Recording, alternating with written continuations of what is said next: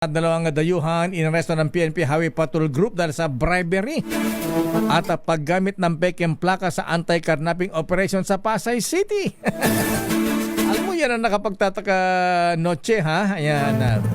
Abay, sabi nga ng ating bubite, may mga Chinese na kumpleto ng mga paraphernalia, mga uniform ng pulis. Nagbabalik na naman ba may sila mga lakay? tsapa, ayan. At may mga baril. Ayan, may nahuli nga nagche-checkpoint yung mga Chinese. Ay, di wow. Dumating tunay na mga pulis. So, Takbuhan huli. sila. Huli. Alang yan, ha? Sino nagbibigay ng mga ganitong uniforme, ha?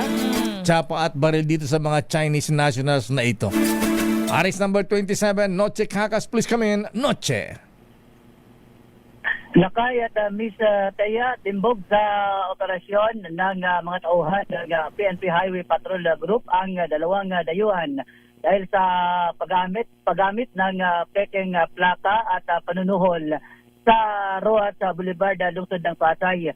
Bilang sa naaresto lakay, Miss Taya ng Highway Patrol Group ay isang Chinese, 41 anyos at isang Malaysian national, 31 anyos na sakay ng isang Toyota Alphard.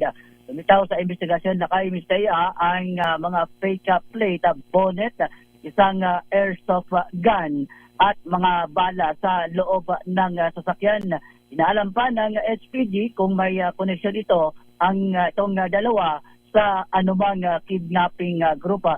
Lumalabas rin na lakay Ms. Taya sa investigasyon ayon sa HPG na wala umanong record of entry sa Pilipinas ang mga suspect na sinasabing mga negosyante.